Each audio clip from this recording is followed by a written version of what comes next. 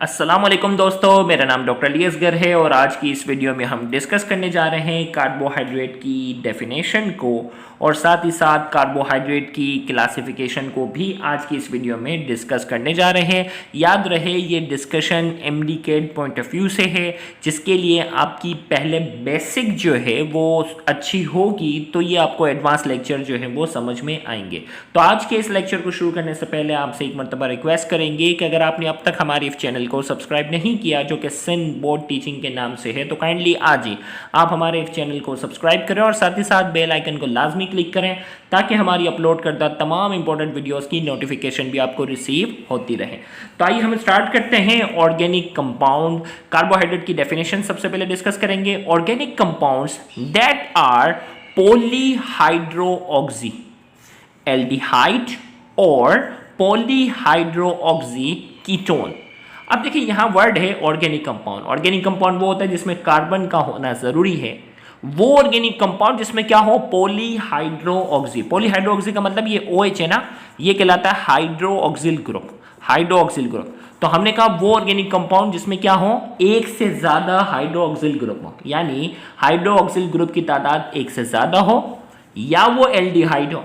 अब एल्डिहाइड जो है वो उन्हीं स्टूडेंट को समझ में आएगा जिन्होंने ऑर्गेनिक केमिस्ट्री में एल्डिहाइड वाला लेक्चर हमारा डिटेल में अटेंड किया है। इसी तरीके से या वो पॉलीहाइड्रोऑक्सी क्या हो, कीटोन हो। और change to such substance on simple chemical transformation as hydrolysis, oxidation or reduction are known as carbohydrate. भाई कार्बोहाइड्रेट जो है वो क्या है, वो ऑर्गेनिक कंपाउंड है जो क्या है, दैट आर पॉलीहाइड्रोऑक्सिल, जिसमें OH ग्रुप की तादाद जो होगी वो एक से ज्यादा होगी, यानी मल्टीपल हाइड्रोक्सिल ग्रुप होंगे जिसके साथ एल्डिहाइड। देखें एल्डिहाइड ग्रुप जो है ऑर्गेनिक केमिस्ट्री में हम क्या पढ़ते हैं, जिसमें कार्बन के साथ ऑक्सीजन डबल बॉन्ड बनाता है, कार्बोनिल। एक तरफ अल्काइल ग्रुप की चेन होती है और एक तरफ क्या होता है, हाइड्रोजन। यानी जब भी कार्बन के साथ ऑक्सीजन जो है वो डबल बॉन्ड बनाए और एक तरफ हाइड्रोजन हो तो ये एल्डिहाइड ग्रुप होता है। जबकि कीटोन में क्या होता है, कार्बन के साथ ऑक्सीजन डबल ग्रुप बनाता है और दोनों तरफ जो है वो कार्बन की अलग अलग चेन होती है, तो ये कीटोन कहलाता है। तो कार्बोहाइड्रेट दर हकीकत क्या है, पॉलीहाइड्रोऑक्सी या तो एल्डिहाइड है या पॉलीहाइड्रोऑक्सी क्या है, कीटोन है। अब कीटोन वाले ग्रुप में भी OH की ग्रुप की तादाद क्या है, एक से ज्यादा। तो कार्बोहाइड्रेट को अगर हम सिंपल अल्फाज में कहा जाए, या ये पॉलीहाइड्रोऑक्सी एल्डिहाइड है या पॉलीहाइड्रोऑक्सी कीटोन है। और चेंज टू सच सब्सटेंस, या ये क्या हो जाते हैं, इन्हीं किस्म के सब्सटेंस में क्या होते हैं, चेंज हो सकते हैं ऑन सिंपल केमिकल ट्रांसफॉर्मेशन, या केमिकल ट्रांसफॉर्मेशन के जरिए। अब केमिकल ट्रांसफॉर्मेशन क्या है, हाइड्रोलाइसिस यानी टूटने पर, ऑक्सीडेशन या रिडक्शन पर। अब ऑक्सीडेशन की केमिस्ट्री में आपने डेफिनेशन पढ़ी हुई है कि भाई ऑक्सीडेशन क्या होता है, पॉजिटिव चार्ज में इजाफा होना। रिडक्शन क्या है, पॉजिटिव चार्ज में कमी होना। या ऑक्सीडेशन की हमारे पास डेफिनेशन क्या है, इलेक्ट्रॉन का रिमूव होना। रिडक्शन में क्या है, इलेक्ट्रॉन का ऐड होना। या ऑक्सीडेशन की एक और डेफिनेशन है हाइड्रोजन का चले जाना, रिडक्शन का मतलब है हाइड्रोजन का ऐड हो जाना।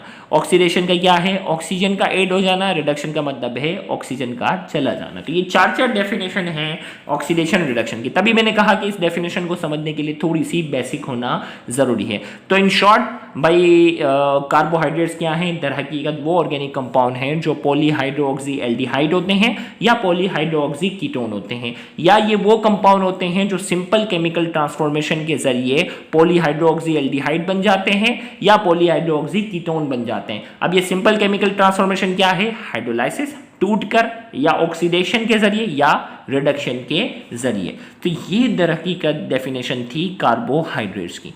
अब क्लासिफिकेशन ऑफ कार्बोहाइड्रेट्स की अगर हम बात करते हैं, carbohydrates are commonly known as sugar और सैकराइड्स।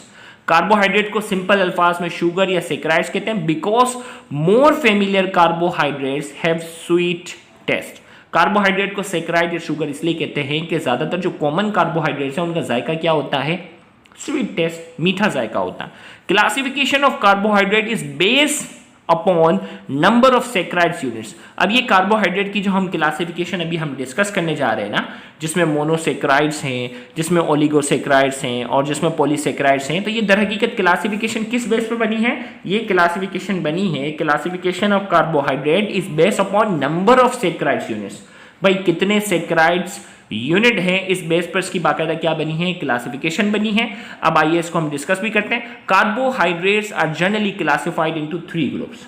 अब 3 ग्रुप में जाकर हम इसको क्लासिफाई करते हैं। एक हमारे पास कहलाते हैं मोनोसेक्राइड्स, मोनो का मतलब एक, जिसमें एक ही सेक्राइड का यूनिट होगा। ओलिगो, ओलिगो का मतलब था फ्यू, चंद, जिसमें चंद सेक्राइड्स की यूनिट होंगे। एंड पोली का मतलब क्या होता है, मेनी, पॉलीसेक्राइड्स। तो अब इन तीनों की हम कंपैरिजन पढ़ते हैं, मोनोसेक्राइड्स, ओलिगोसेक्राइड्स और पॉलीसेक्राइड्स में बेसिक क्या डिफरेंसेस हैं वो आज की इस वीडियो में डिस्कस करेंगे। और फिर मोनोसेक्राइड्स को हम डिटेल में डिस्कस करेंगे, फिर ओलिगोसेक्राइड्स को डिटेल में डिस्कस करेंगे और फिर पॉलीसेक्राइड्स को भी हम डिटेल में डिस्कस करेंगे। मोनोसेक्राइड्स क्या है, they consist of single saccharide unit, इसमें जो है वो एक ही सेक्राइड का यूनिट होता है। ओलिगोसेक्राइड में क्या है, they are compose of 2 to 10 saccharide unit, इसमें जो है वो 2 से लेकर 10 सेक्राइड यूनिट होते हैं। पॉलीसेक्राइड्स में क्या, they are compose of more than 10 saccharide unit, इसमें 10 से ज्यादा सेक्राइड यूनिट होते हैं। यानी अगर एक ही सेक्राइड का यूनिट है तो मोनोसेक्राइड्स। ओलिगोसेक्राइड्स जो है इसमें अगर इसको तोड़ते हैं तो 2 से लेकर 10 तक सेक्राइड के यूनिट मिलेंगे, और अगर 10 से ज्यादा मिल जाते हैं तो वो पॉलीसेक्राइड कहलाता है। मोनोसेक्राइड्स की अगर हम बात करते हैं, they are the simplest carbohydrates, ये क्या है, सिंपलेस्ट, जितने भी कार्बोहाइड्रेट्स हैं ना सबसे सिंपलेस्ट जो है वो मोनोसेक्राइड्स है। Therefore they can not be further hydrolyse, ये मजीद जो है वो टूटने की सलाहियत नहीं रखते, मजीद अगर इनको तोड़ेंगे तो फिर वो कार्बोहाइड्रेट वाली प्रॉपर्टीज इसके अंदर नहीं रहेंगी। ओलिगोसेक्राइड्स की अगर हम बात करेंगे, they have less complex structure, इनका स्ट्रक्चर जो होता है वो बहुत ज्यादा कॉम्प्लेक्स नहीं होता। So upon hydrolysis they yield at least 2 and maximum 10 monosaccharides, इनका स्ट्रक्चर जो है वो ज़्यादा कॉम्प्लेक्स नहीं होता, लिहाजा इनको जब भी हम तोड़ते हैं तो कम से कम 2 और मैक्सिमम 10 तक मोनोसेक्राइड्स के हमें क्या मिलते हैं, यूनिट मिलते हैं। वही डेफिनेशन वाली बात आ गई। पॉलीसेक्राइड्स क्या है, they have highly complex structure, इनका जो स्ट्रक्चर होता है वो बहुत ज्यादा कॉम्प्लेक्स होता है। सो अपॉन हाइड्रोलाइसिस दे यील्ड एटलीस्ट 11 मोनोसेक्राइड यूनिट्स, इनका जो स्ट्रक्चर है वो बहुत ज्यादा कॉम्प्लेक्स होता है, लिहाजा जब भी इनको हम हाइड्रोलाइसिस करते हैं, तोड़ते हैं, दे यील्ड एटलीस्ट 11 मोनोसेक्राइड्स। यानी देखो 10 से ज्यादा होने चाहिए ना, तो कम से कम कितने मोनोसेक्राइड्स के मिलेंगे, कम से कम 11, और ज्यादा से ज्यादा यहां कोई लिमिट मौजूद नहीं है।